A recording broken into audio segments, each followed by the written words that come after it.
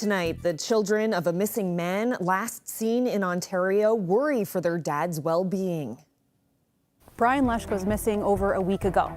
Today, I'm in Coldbrook, a community just outside Stephenville, where his children are talking. He's a gentle giant. He wouldn't hurt anybody. He's out there somewhere. Talking about the kind of man he is and where they think he might be. I'm Colleen Connors, and that story's coming up on Here and Now. Two more women come forward alleging that an on-duty RNC officer offered them a ride home before assaulting them. Residents on Bell Island and the town of Wabanis say they're being treated like garbage. We're not vacationers. We live here all year long to help us keep our community clean. I'm Mike Moore. I'll have that story coming up. This is CBC Here and Now.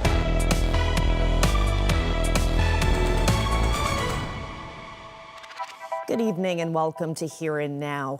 It's been over a week since Brian Lush went missing. His children are still waiting for more information from the police.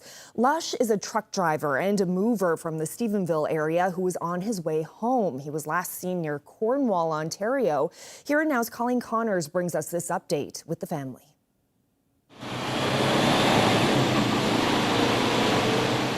The Petro Pass truck stop in Summerston, Ontario. It's here where Brian Lush's last known movements were captured on a security camera. This photo is Brian and his daughter Chloe at her high school grad last year. Here in Coldbrook near Stephenville, Chloe White and her brother Jake White want everyone to know about their dad, a quiet family man. He's very loving and caring, and he's a gentle giant. He wouldn't hurt anybody, so if you see him, don't be afraid.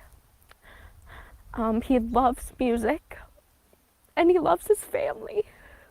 Chloe and her family have all gathered here at the family home, waiting for the phone to ring. Ontario police call 3 times a day with updates. Lush was last seen here over a week ago. He spent a couple of hours here, grabbing a sandwich and a milk. But he walked away from his truck at one point and hasn't been seen since, leaving his phone, his belongings, his prized ball cap behind. Everybody who knows him knows he would never take it off, even just in the house. So it was very odd.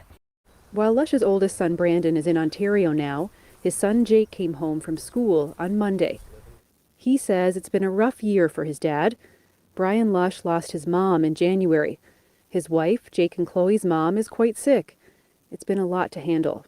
He didn't want to go on this trip just because he wanted to stay home with mom, and probably just so much going on in his life, and it might have been just like, you know, stress. Some people just have a breakdown because, again, he doesn't speak much. He doesn't really let out his feelings, so he's out there somewhere. Jake White is confident the police will find their dad. It's just a matter of when. Earlier this week, police called with hopeful news. A man who matches a partial description of Brian Lush was last seen here, along the westbound lane of Highway 401 near Boundary Road in Cornwall. And for now, they play the awful game of waiting. Gathered at the family home with everybody waiting for those phone calls from the police in Ontario with any type of news. Colleen Connors, CBC News in Coldbrook, outside Stephenville. Well, 2 more women have filed lawsuits against the Royal Newfoundland Constabulary and the province, as reported by the Canadian press. Now, both women say they were sexually assaulted by an on-duty officer who offered them a ride home after a night of drinking. The lawsuits name now retired RNC Sergeant Robert Baldwin. One woman alleges that on 2 occasions, Baldwin drove her to a remote area and forced her to have sex. The other woman says Baldwin forced himself into her home under the guise of helping her. She says she was seriously injured as a result. And that now makes 10 women who have come forward with similar accusations against on-duty officers. 5 of those women, including one RNC officer, have named Baldwin.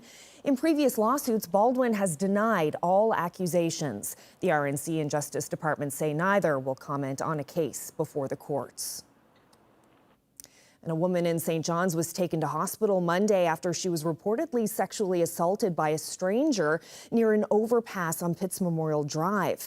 The police are looking to the public for help identifying the man. The incident is said to have happened along Bay Bulls Road, east of Bowring Park. And anyone who may have captured video of a man riding a bicycle in that area between 8 p.m. and midnight is asked to contact the RNC.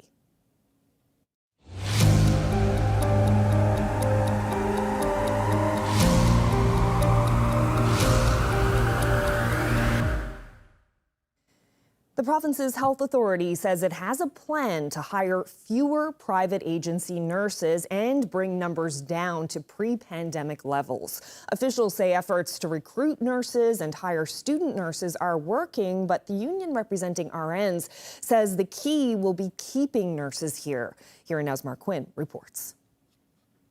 There are currently more than 340 agency or travel nurses working in this province. They've been expensive.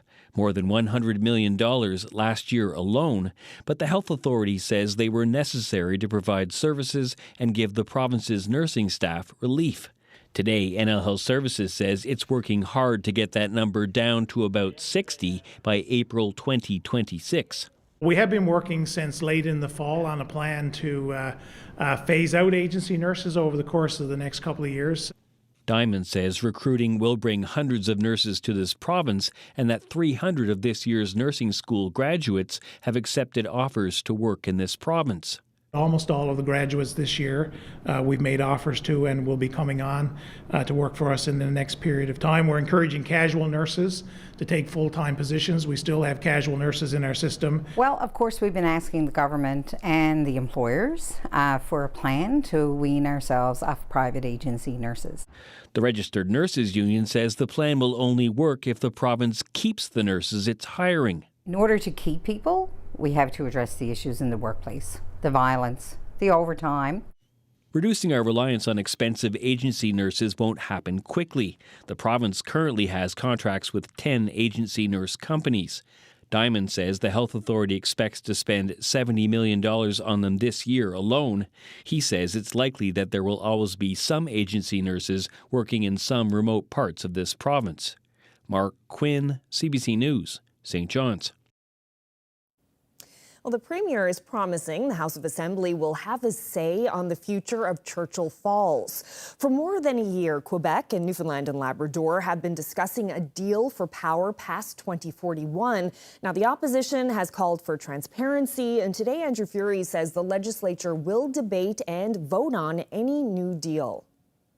I would welcome a full and fulsome debate on the floor of the legislature, calling in experts who happen to negotiate the deal so that Newfoundlanders and Labradorians have a full understanding of any deal that is done with that incredible asset. Now, the Premier won't say how much progress, if any, has been made with Quebec during the last year of negotiations. The current contract ends in 2041, but Quebec wants to lock down its supply of power. The PC leader has been pushing for the legislature to have a say in any deal, calling it too important.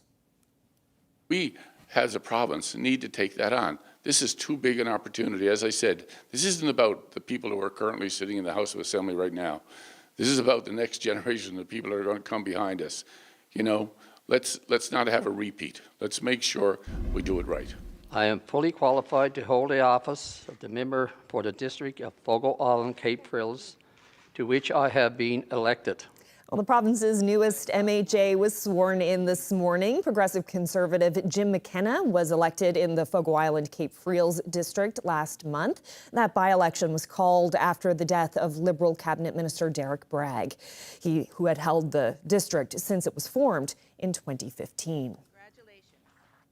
Well, the federal government wants a judge to dismiss a lawsuit by Newfoundlander Jack Whalen. Whalen's lawyer says it appears Ottawa is trying to get in under the wire before Newfoundland and Labrador changes laws on time limits for lawsuits. Here now's Ryan Cook explains. Jack Whalen scored a win on April 23rd when the province committed to changing the Limitations Act. The law was a roadblock to his lawsuit against the provincial and federal governments over alleged abuse at the Whitburn Boys Home and an RCMP lockup. But 2 days later, the Attorney General of Canada filed a motion to dismiss Whelan's claims. The reason? The very same Limitations Act that the province is now in the process of changing. His lawyer, who is also his daughter, says it appears the feds are trying to get it done before the law changes. The timing is unusual. Whelan spent most of his teenage years at the Whitburn Boys' Home, running away any chance he could. He ended up in RCMP custody after one escape and says he was taken to the chambers of a local judge.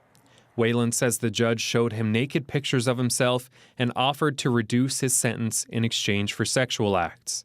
The federal government denies it breached any duty of care to Whelan and says even if it did, the time limit has expired. He was very surprised and disappointed as well. He's not feeling very well right now, and after receiving what he thought was a little bit of good news from the Newfoundland and Labrador government, this was a heavy blow for him. MHA Eddie Joyce raised the issue during question period yesterday. Hogan said he couldn't comment on the ongoing court case, but in terms of legislative priorities for the Department of Justice and Public Safety, this is the #1 priority. A hearing for the application for dismissal is set for June 26th. Now, if the law doesn't change before then, Brittany Whelan will have to go before the court and argue against a set of rules that could soon become obsolete. The proposed changes are due for a second reading, but it's unclear when they could come into effect, as the government has 8 other pieces of legislation to pass this month. Ryan Cook, CBC News, St. John's. An update now. In a statement sent just before 6 o'clock, the RCMP says it does not believe its filing will be affected by changes to the Limitations Act, since Whelan's claim is for breaching duty of care and not for assault. In other news, people on Bell Island are tired of waiting to get rid of their bulk garbage. The island has one bulk waste site, and right now it's locked up.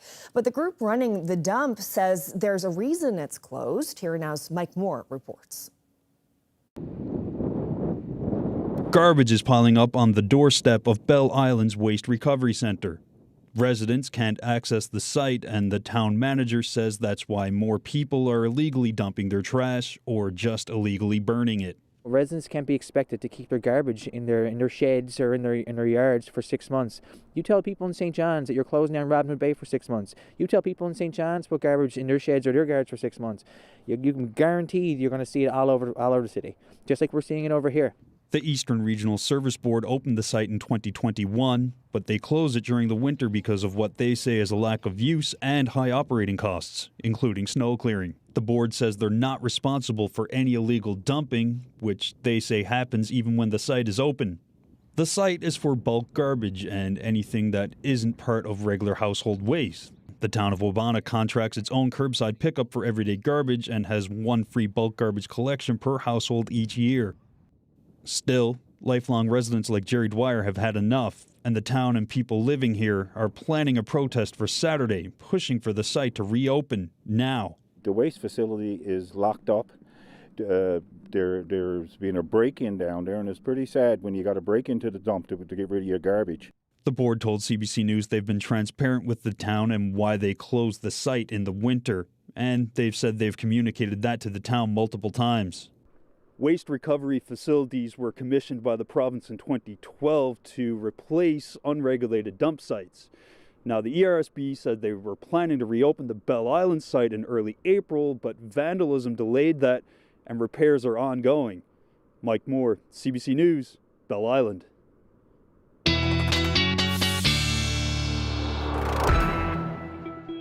Good evening, Heather in for Ashley tonight. Let's take a look at our highs today.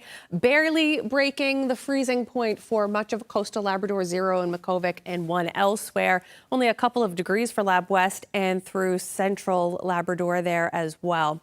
But look at this in Port aux Basques. Today's high, 19 degrees, into the teens on either side of that for Stephenville and Burgeo, and into the double digits, just 10 for Corner Brook and for Marystown. Single digits for the rest of the island. Quite cool along the north coast there, only 2 degrees. Taking a look at our satellite radar there right now, you can see lots of precipitation moving over the island. It's a gray, drizzly, foggy evening, and that is what is ahead for us. Some rain, some drizzle, some fog island-wide tonight. We could see snow in parts of Labrador up to 2 centimeters.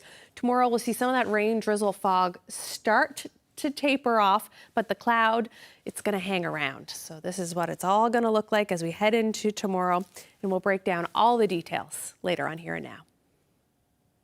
Thanks, Heather. Well, the head of WestJet was in St. John's today to talk summer routes and what the future of air travel here looks like. All of this plays out ahead of a tourist season people are hoping brings in pre-pandemic numbers. Here Now's Henrika Wilhelm reports. He was here to talk about the airline's growth, which in this province includes this week's reinstatement of a non-stop St. John's to London route 3 times a week during the summer season. The pandemic put that on hold, and pilot shortages last year delayed its return. Now it's once again connecting the capital city with Europe. There's lots of stuff going on behind the scenes to make a route happen as it has happened here, and I'm very proud that it did work out. The company says there is demand here for flights, and they're raising capacity to St. John's by 35% this summer. But they wouldn't say whether they have more routes planned. If it runs well, I think there will certainly be appetite for more, but this still remains to be seen. We are just at the beginning of the season. And then there are lots of ideas. For the provincial tourism sector, the return to Europe is a reason to celebrate, and the hopes for more destinations are kept alive. There's other destinations in Europe that are wonderful hubs for a city like St. John's as well. So from that side of the ocean, we still think that there's lots of capacity and opportunities. It's not lost on us that we don't have a business connectivity point into the U.S., so that's another one we're really working on. We look at Germany. Germany is our #2 market right now for tourism. It's actually an ever-growing market. When you think about wind energy, more towards the Scandinavian countries, our oil industry and how important that still plays. So absolutely important. We continue to have those conversations. But there is disappointment for those hoping for the company to bring back a Halifax route. It did not work out very well because many of these markets are actually pretty overserved. So therefore, regional connectivity in Atlantic Canada is not something that's a priority for us. Meanwhile, the provincial tourism industry continues to recover from pandemic lows. YYT recovered more than 80% of its pre-pandemic passenger numbers in 2023, and it keeps rising. And according to the tourism minister, the province is in for a bumper season. Henrika Wilhelm, CBC News, St. John's.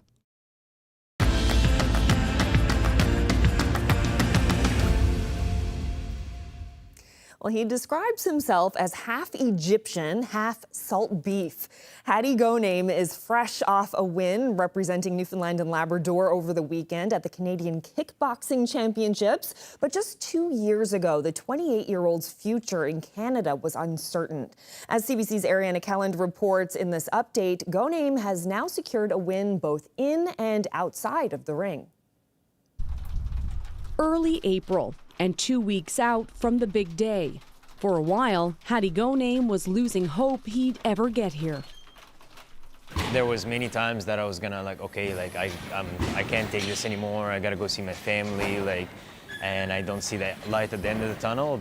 CBC first spoke with Goname 2 years ago when his future as a kickboxer and Canadian was hitting a wall. Goname arrived in St. John's in 2017 from Egypt on a study permit. But when he and his family fell on tough financial times, he left Memorial University to make money, a mistake that cost him his permit, his healthcare coverage, and his ability to work. In a last-ditch effort, he applied for permanent residency on humanitarian and compassionate grounds. I'm not looking for any money or any grants or anything like that. I work really hard, and I'm just looking for someone to be able to push through my papers and get my case done for me. That's all I'm looking for, so I can go to competition, go to nationals with my team, go visit my family. A really great guy. He makes me happy and stuff. Then his story aired, drawing attention from the public and politicians. I got a lot of help and support from all over the province, honestly. People wrote me letters, character references letters. I got a letter from Minister of Immigration, Jerry Byrne, provincial minister. I got letters from MPs and MPs' assistants and just people, my coaches, my teammates, my friends, my colleagues, everybody who knew me, everybody helped me and stuff. So as I said, this was a collective effort to help me stay here and be where I want to be where I belong, you know. In February, that Hail Mary paid off. One fight down, one to go.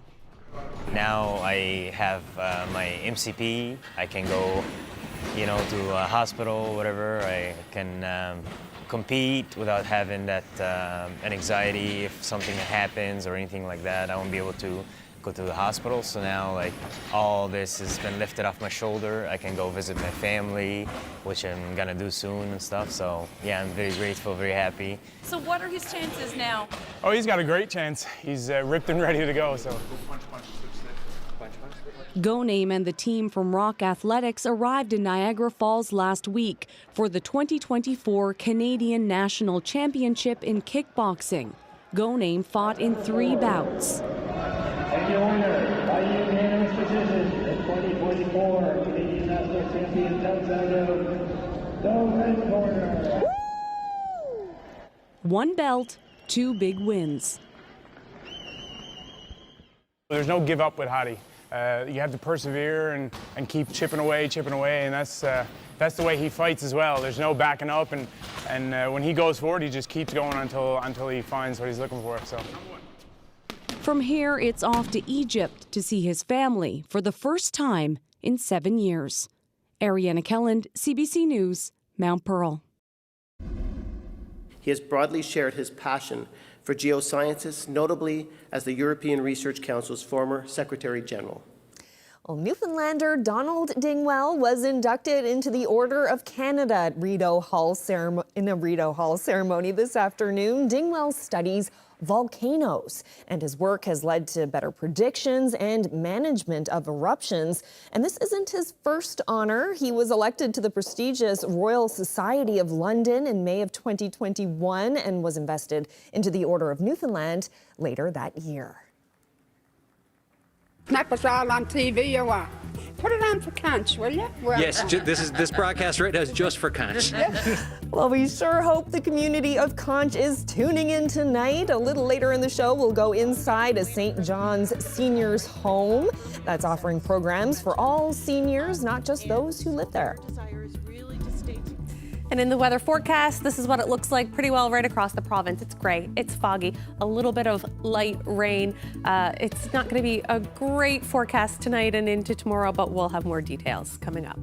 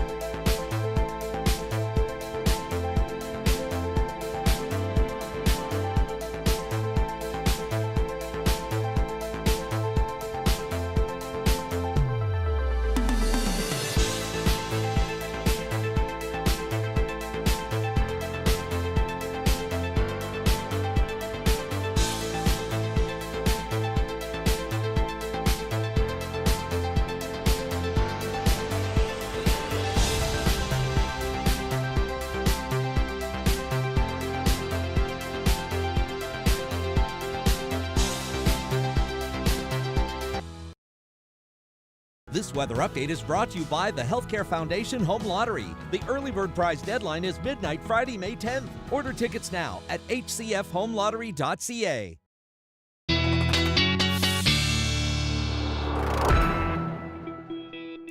Well, Heather, this week really puts me in mind of that Ron Hines song, No Change in the Weather, because it really feels like it has not changed from day to day. No, or Eddie Coffey's Gray Foggy Day. Yes. Both of them really good songs for this week. That's perfect.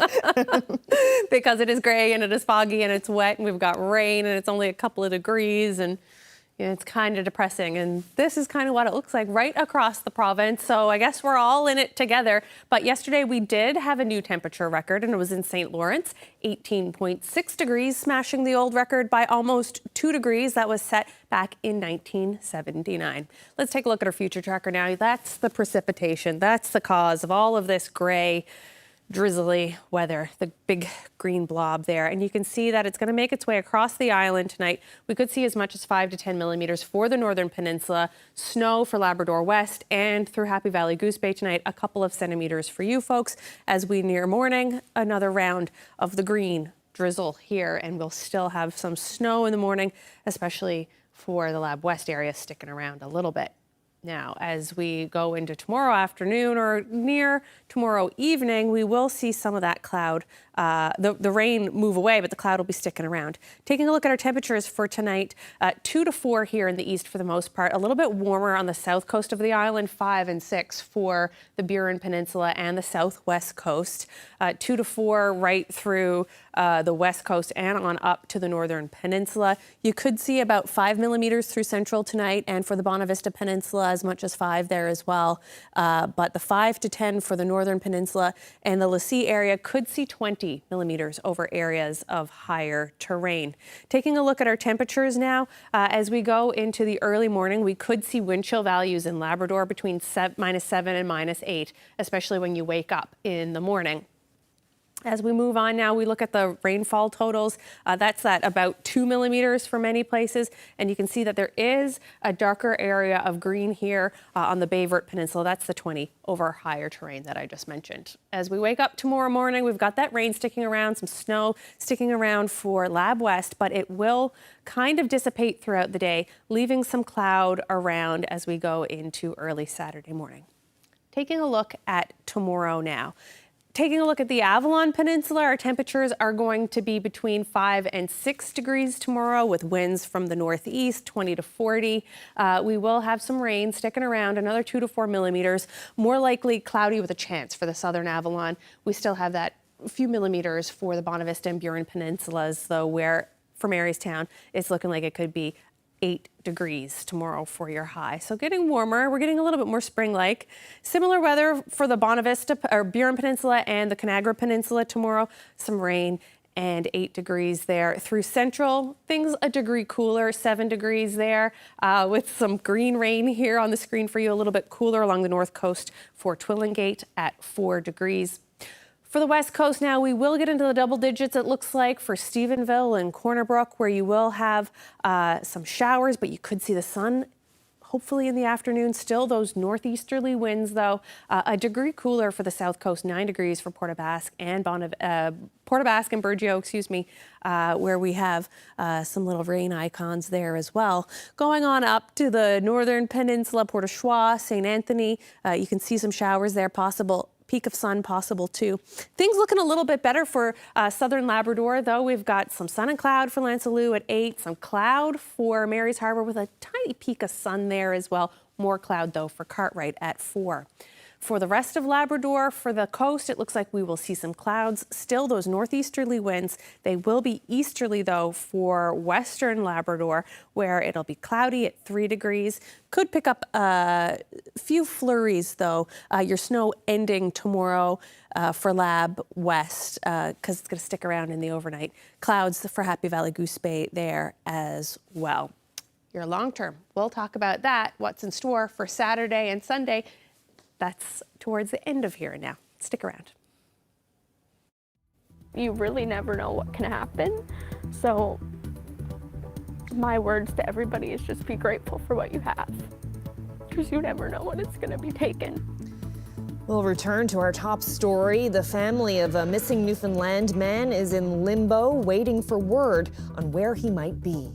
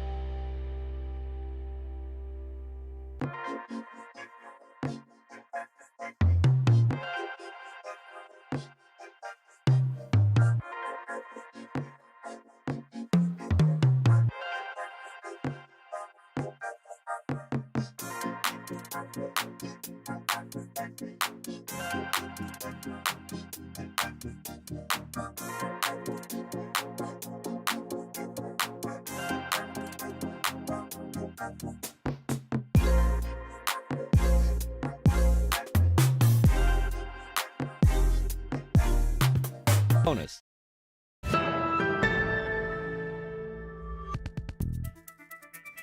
The search for a Stephenville trucker who disappeared in southern Ontario continues. Brian Lush was last seen at a gas station truck stop near Cornwall over a week ago. He disappeared mysteriously from there, leaving his transport truck and most of his belongings behind. And since then, his family has waited patiently for any word from police. I didn't believe it. It's so unlike my dad to do something like this, and you really never know what can happen. So my words to everybody is just be grateful for what you have, because you never know when it's going to be taken. He's always on the phone with my mom, like over 3 times a day. And on Wednesday, when she only heard from him at 2:30 our time, around supper time, she was like, like, it's weird, I haven't heard from Dad yet. And, You know, we all tried to just calm her down and say, like, he could just be sleeping, he could be driving in a no-service area, like, everything. And then when the next day rolled around, that was weird, so then we contacted our CMP, or the OPP, sorry. When they first went to the PetroPass, because we located him on his GPS app that's hooked to his truck, we were assuming he was just going to be in his truck, but when they opened the doors, his door was unlocked. And they went in and he wasn't there, but his phone was like laying on his dash, and it basically looked like he wasn't preparing to leave. Like, my dad would never leave without his hat, and his hat was there, and like everybody who knows him knows he would never take it off, even just in the house. So it was very odd. Everything was there besides his wallet, but we can see in the surveillance footage from the PetroPass that it was like, I could see it in his pocket. So we're assuming he does have his wallet on him. I think he's out there somewhere. I don't know what's going through his head, but in my opinion, I feel like he knows who he is, but he doesn't know who we are, because if my dad did, he would come out, right? So I think he's out there somewhere, and he's scared and he's lost. It's a lot, I guess, when they get the calls from the police and whatnot. I try not to be in the room or whatever, because really until he's found, I don't want to know. I guess you could say it's better to not know, because until he's found, it really means nothing whether they might have seen him or might not have seen him. Till he's home, it doesn't matter. So I guess there's lots going on, but I'm like Dad. I try to keep it. I'm quiet. I don't really say too much. I just keep it to myself. I think just like my sister said, there's so much like that has gone on in our family with Mom being sick, even though like she's getting better now. It's just lots of side effects and stuff. And with Dad losing his mom, I guess our Nan, but that was Dad's best friend really. Like whenever Dad would come home, he would come home to see Mom, but the first place he'd go would be go down to Nan's and, you know, have breakfast, and he loved seeing Nan. So I just think that it just so much, and like he said, or my sister said, he didn't want to go on this trip just because he wanted to stay home with Mom, and probably just so much going on in his life, and they might have been just like, you know, stress. Some people just have a breakdown because, again, he doesn't speak much. He doesn't really let out his feelings, so he's out there somewhere. He's very loving and caring, and he's a gentle giant. He wouldn't hurt anybody, so if you see him, don't be afraid.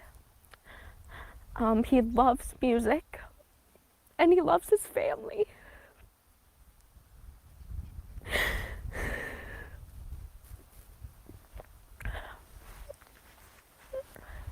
He would never do this intentionally, that's for sure. And there's no signs of like that he was taken or anything like that. Like there was no vehicles that pulled up next to his truck or anything like that around the time that he left. So it's just it's a mystery, a big one. Life has to go on, obviously. It's just a waiting game. Wondering if today's going to be the day or not is hard. But you have to keep going. And Dad wouldn't want us to give up.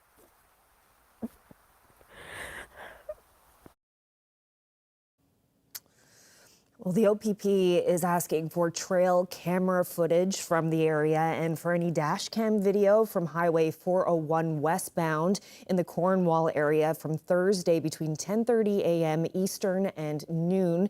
And anyone with information can contact the OPP with the number that you see there on your screen.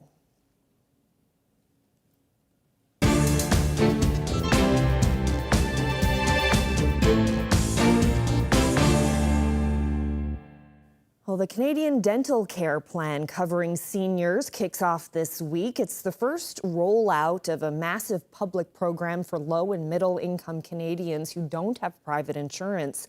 The CBC's Marina von Stackelberg shows us how the program is getting underway and why seniors may still be waiting for the care they need.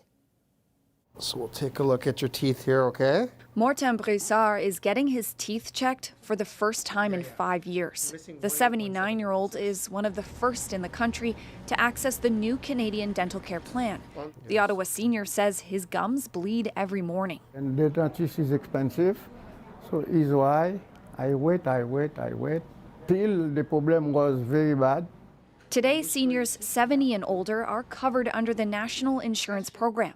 People aged 65 and up can now apply online. In total, 1.7 million have signed up so far. Broussard's dentist says he expects to see more patients like him in the coming days. They haven't seen a dentist 5, 10, even more years, simply because they haven't been able to afford it. Hygienist Shannon Maitland brings her mobile clinic directly to patients. The national plan will help cover routine dental work like cleanings, fillings, x-rays, and dentures. Maitland says that's a massive upgrade from existing provincial public programs. Some of the coverage that these clients do receive might be only emergency based, and that is when you're in pain and you have a large infection. Any pain? Maitland is waiting a few weeks to book patients under the program to see how it goes for others.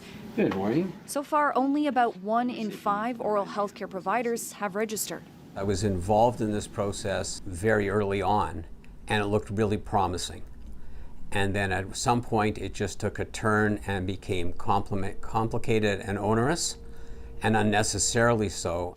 The federal government says it has simplified the paperwork and will allow oral health care providers to directly bill to the plan without signing up. But that won't start until July. We've got it down now to a process that's as simple and as basic as anything else out there, if not simpler.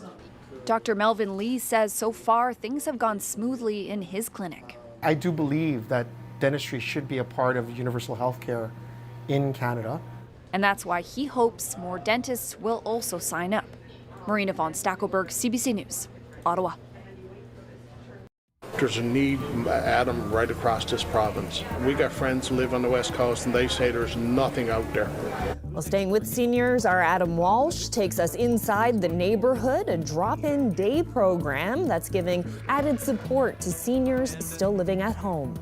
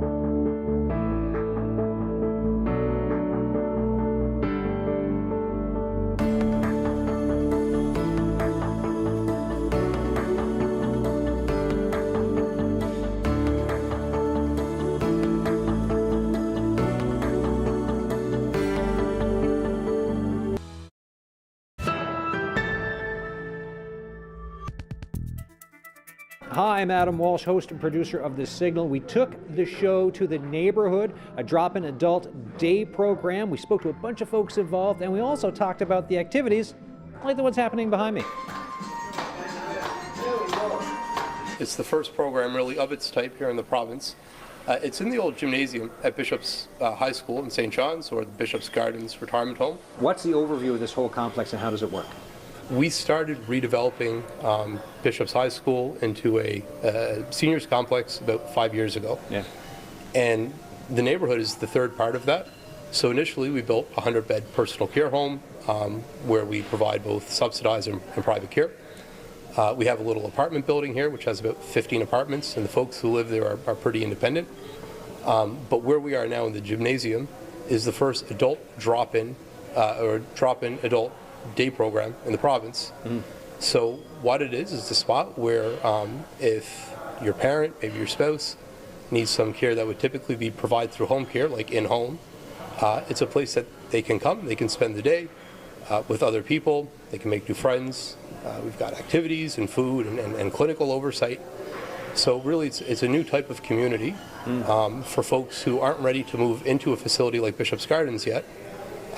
It's so important to them to stay home, and they're staying with their partners, their kids, as long as they can. But it's a bridge between that and a more institutional type of living. What's it like for you to work here? Like, why did you want to get into this? Myself and my partners have all had family members who've been impacted directly by dementia. My grandfather had an aggressive bout, and my nan was his primary caregiver. And I think that as a young person, seeing the impact that had on her and how hard it is to be a primary caregiver, what that means to somebody when you're doing it for them, man, that takes a lot out of you. My nan passed away a couple of days after Pop, although she wasn't chronically ill the same way. And it was the exhaustion of serving somebody in that way. So as a business person, that's deeply informed my work. But I think if something like the neighborhood had existed when she had been around, then the ways that it could have served people like my pop would have, you know what, I think his life would have been better, but I know that hers would have. Yeah. I think what we're doing here is as kind to the caregiver who's providing respite for somebody as it is to the person who comes and takes part in the program. So yeah, I mean, we saw a hole in the way that we care for seniors here in the province. And then we had some people with some vision and energy and deep compassion for seniors who wanted to bring it to life. Tell me about yourself now. From Kant, you said? I'm from Kant, yeah. And then? That's the place to go if you want to have a good old time for yourself, old card games and everything. Other than playing games, what else do you like to be at here, or sitting and having a chat? But I don't know what to tell you. They won't let me wash up no dishes or nothing. We have good old times. So like all this going on now, that's what we're involved in. And it's beautiful. And it's warm wedding. And like it's nice people. Right? Mm-hmm. And everyone that's around me, we're all close. Mm-hmm. And I love that. Yeah. I love everyone. And I even love you, and I just met you. Let's bring Wayne into the conversation, okay. if you want. Wayne Hooper, right? Tell me a bit about Wayne. So this is Wayne Hooper. Wayne's wife, Helen, is a participant. So Helen has, my understanding, and Wayne will correct me if I don't get this all right, but early onset dementia. Mm-hmm. And their desire is really to stay together in community. And what the day program has provided for them is Helen has her community and she comes and participates and spends the day. Well, Wayne does things like Tim Hortons with his buddies, rides his motorcycle. What was it like before you had it? Before we found this? Yeah. It was always focused on, and we were focused on, doing things together. Yeah. And I'm sure like in any relationship that can strain the couple's relationship if you're together 24/7. Yeah. And no flexibility to say, well, I'll see you at 2 o'clock or I'll see you, 12 o'clock or whatever. And coming here, it gives you that, wow, that I can walk out the door and go and get my, like I said, get my car serviced, have coffee or with the boys or whatever.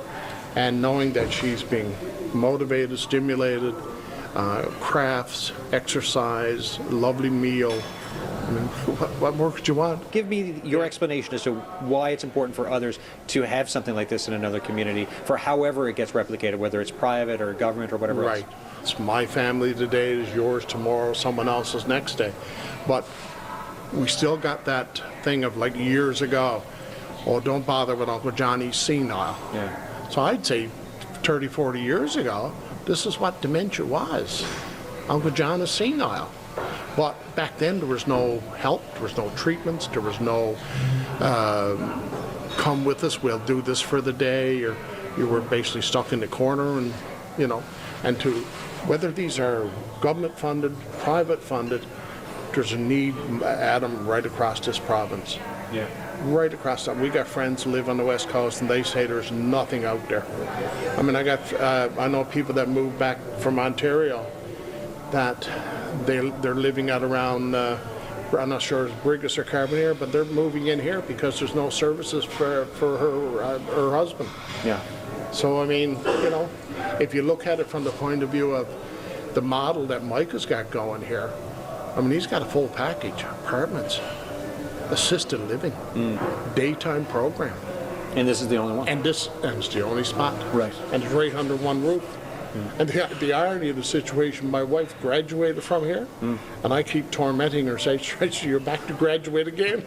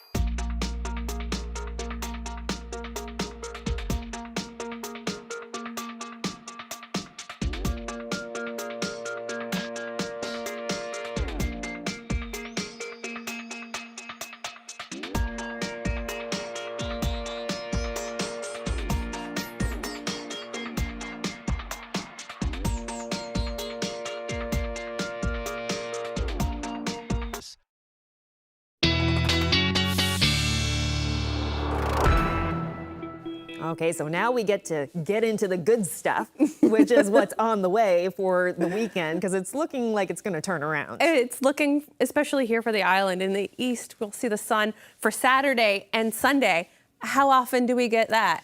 Perfect. Can't wait. Normally it's like rain Saturday, Sunday, and then sun again on Monday when everyone goes back to work. That's right. So if you have plans the weekend and you want to get outside, it's probably a good time to actually do that or start making plans to get outside. But first, let's take a look at Friday evening. You can see that system will depart. We could see a few flurries across parts of Labrador. As we go into Saturday morning in the afternoon, you could see some clearing here on the island, but cloud really just sticking around still for Labrador. When we take a look at the evening, just still seeing some clouds moving over the province there. So for St. John's and the Burin Peninsula, it looks as though we will see cloud on Saturday, but sun and cloud pretty well for the island. Temperatures not looking too bad as well. 10 in Marystown, 11 in Corner Brook, and 8 through central Newfoundland and for the southwest coast. A little cooler for St. Anthony at 6 and the coolest for St. John's at 4 degrees. Not bad for Labrador either. It looks as though we do see a fair amount of cloud through Labrador, but Nain gets the sun at 0 degrees. Temperatures between 5 and 6 for Labrador on Saturday. As we move through Saturday evening, we still see a fair bit of cloud moving around. We'll see some sort of precipitation, freezing or otherwise, across Nain and northern Labrador there. Maybe some rain moving in Sunday evening to Lab West. So we see the few raindrops there for Lab West at 7 degrees. You could have a snow-rain mix for Nain at 4. Getting into the double digits, 12 degrees for Happy Valley, Goose Bay, and Cartwright there on the coast. A little cooler for St. Anthony in the Straits, but you're picking up some sun and cloud there. Into the teens for Corner Brook and Grand Falls, Windsor. A little cooler as we move further east to Gander at 11, and then 5 for St. John's. 12 for Marystown there as well. So looking like Sunday is a better day on this end, on the east part of it, but it's looking like most people will see sun and cloud through Saturday and Sunday. And there you see it for St. John's in the east, Saturday and Monday, there, looking like you'll see the sunshine for us and some showers mixed in there as well. Could see some showers Friday, tomorrow. Saturday, Sunday looking good for West Coast, Central. Saturday, Sunday looking good as well. Temperatures getting up into the teens there for both of you on Sunday. As we move to eastern Labrador, it looks as though it's going to be cloud, cloud, cloud for Friday, Saturday, Sunday. Some rain on Monday and a chance of showers on Tuesday. Sunday's a nice warm day for you as well. For Lab West, that's the flurries tomorrow ending. Saturday's looking cloudy. You could see showers on Sunday, and you'll see them again on Monday with some cloud on Tuesday. And here we have it. Look at our weather photo. Nice, beautiful day. And this is in the Bay of Islands, and it's a beautiful sunset. Lots of pretty purples and reds and oranges there, and this photo is from Walter Fleming. Walter, thank you for that photo. And if you have a photo that you would like to send to us, you can always do so at nlphotos@cbc.ca. Oh, just stunning. Thank you so much for that, Walter. Lots of double-digit temperatures coming for the island in the west and in central. That's something to look forward to. Slowly getting warmer. All right, well, that's it for us. Thank you so much for spending part of your evening with us. Good night.